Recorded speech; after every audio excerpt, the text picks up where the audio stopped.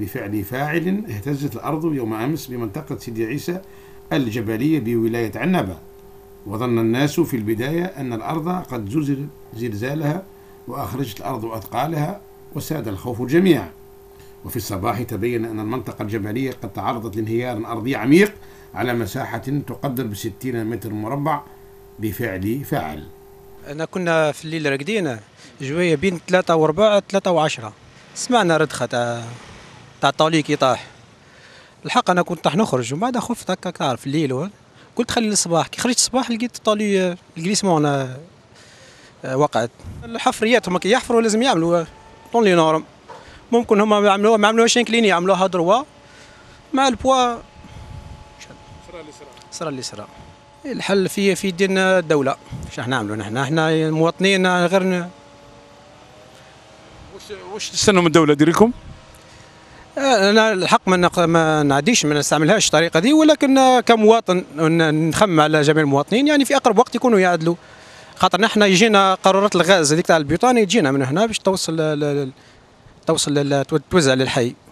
طيب الان هل هذه الهزه اللي وقعت الان اثرت عليكم مثلا في قضيه انقطاع الكهرباء، انقطاع الماء، انقطاع؟ كما قلت لك ممكن في الغاز برك يسربيو لنا الغاز فقط هذا وكاين ثاني الماء. نحن في لوتيسمون هذه جديده ما عندناش الماء، نجيبوا الماء بالجرارات، دونك الجرار يجي منا باش يصب لنا الماء، دونك هاي ولات فيها مشكل. الهزة الأرضية خلفت خسائر بالغة قدرتها مصالح عمومية بحوالي 30 مليار سنتيم، فضلا عن سقوط سيارة أجرة مع صاحبها في أسفل الجبل ونجا من الموت بأعجوبة.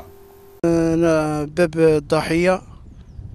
الضحية هذا يخدم تاكسيور، كان هاز معاه زبون معاه. الوقت اللي عيط له على 11 تاع الليل قال لي راني هاز زبون دوك نروح بابا. بعد شويه هكا تكوبا الريزو، ما كانش لهنا في لاليان هذه طريق سيدي عيسى الرقم 15 ما بين 15 16 نيميرو تاع الطريق. حتى نجويه 3:30 هكاك حتى نعيطوا لنا، كان واحد الجيران يعرفونا احنا نسكنوا في المحافر، وهذا راهي الحي هذا سيدي عيسى.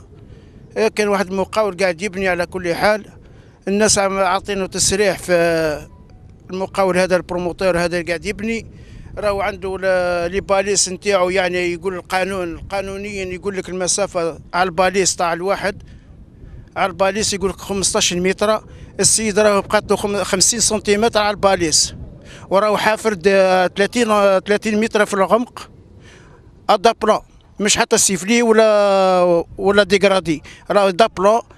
الوقت ماشي يولي بالطوموبيل بالسياره ما يعلمش، ماشي حتى دقيقه هبطت الطريق تحلت على زوز. الطريق راهي كيلوها فيها 26 متر ولا 22 ولا من الشافي، والعرض نتاعها راهي حوالي 12 متر. يعني الاجراءات نتاع الدرك الوطني هزوا الاجراءات نتاعهم، عطاو لي المعلومات يعني على حسب الطريق اللي هزوا المتراج نتاعها. راهي الطريق تحلت على زوز، ولدي صبح في الطبقه هذيك اللي هبطت على الطريق.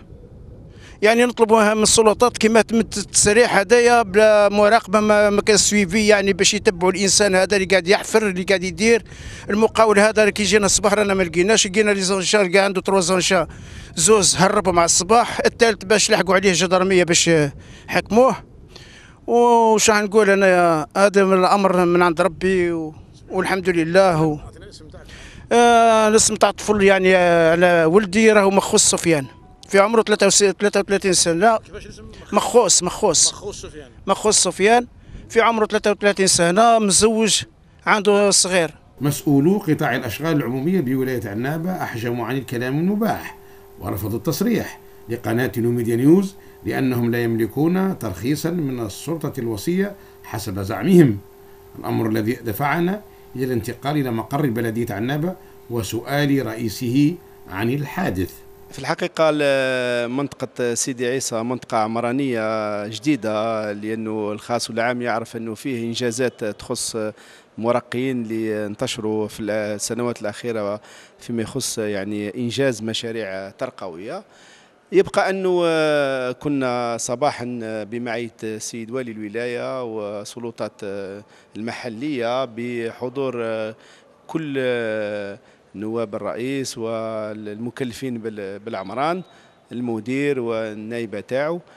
خدينا جملة من وحضور كذلك مديرة الأشغال العمومية، كون أنه هو طريق ولائي رقم 15، واللي يعرف كما كنت دخلت في البداية تهيئة عمرانية كبيرة. يعني هو في الحقيقة منذ قدوم السيد الوالي كان ألح على ضرورة التكفل بهذيك المنطقة من جوانب احترام قوانين التعمير.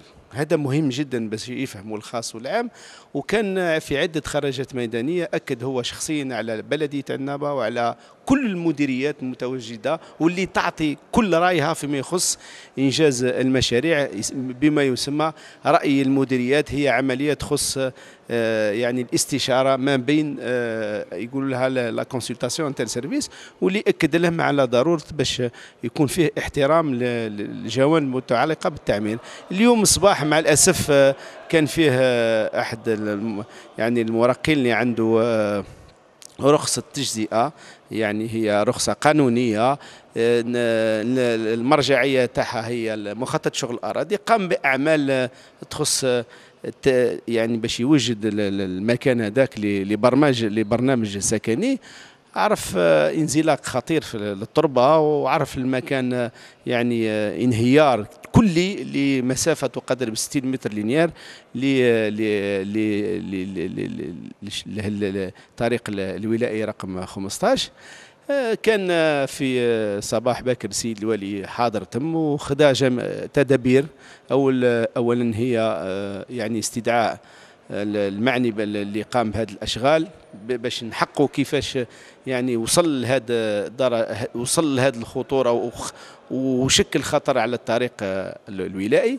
ثانيا السيده مديره الاشغال العموميه كان طلب منها السيد الوالي كذلك باش تستدعي المراقين وتستدعي كذلك مكتب دراسات مختص في عين المكان يعني القيام بالاشغال المتعلقه باعاده الطريق للمسلك تاعها الاول، وكذلك اجراءات قانونيه تتطلب علينا الجميع احترامها. وكذلك كان سيد الوالي طلب مني كرئيس بلديه باش نطلبوا من كل المراقين احترام قوانين التعمير، وكذلك يعني الحد من الاشغال الى حين ترجع الامور الى المسلك تاعها الاول.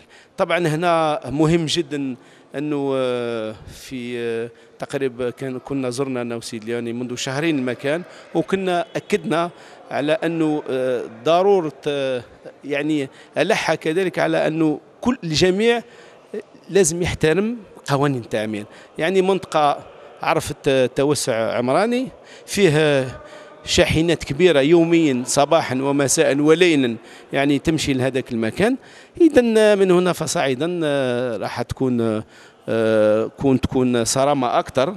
طبعا احنا المراقين اللي قاعدين يخدموا بطريقة قانونية ومنظمة يخدموا، إلا أنه احنا تكون فيه يعني عملية تتعلق ب يعني كما يقولوا احنا توقيف الأشغال إلى حين الأمور تبان، لأنه درك الطريق أصبح ماهوش مستعمل من جهتين كذلك. يعني لازمنا الجهة الفوقية في عزلة الآن، وسي كذلك في عزلة يعني من جهتين. هنا كذلك ماذا بينا باش بيخص تحصيص لاكاروب اللي بقاو كذلك في مشكل منذ سنوات، واللي السيد الوالي طلب من مديرية التعمير ومديرية المديرية الوكالة العقارية. احنا كبلدية مستعدين باش كل هذه التحصيصات اللي أنجزت منذ سنوات وبقات بدون تهيئة تم التهيئة فيها. وهنا ماذا بيا لكن استاذ بدي سمحت لي باش نأكد على أنه السيد الوالي طلب منا كذلك أنه في كل البرامج السكنية الآتية اللي هي برامج ترقوية لازم تعرف بما يسمى مخطط يعني التهيئة. ما نقدرش نسجل عملية تاع إنجاز سكنات وأنا ما عندي لا تريسيتي لا ماء لا غاز لا تهيئة. وهنا كذلك راح تكون فيه إنه إحنا حريصين كل حرص على التطبيق الصارم لشروط التعمير. ونحن ننجز هذا الروبورتاج. علمنا في الأخير أن والي ولاية عنابة السيد محمد منيب صنديد قد أمر بفتح تحقيق معمق في هذه الحادثة وتحديد المسؤوليات والأطراف المدنية والجزائية بغية اتخاذ الإجراءات القانونية في هذا الشأن. من منطقة سيدي عيسى المتهاوية، بديس قدادرة، نوميديا نيوز.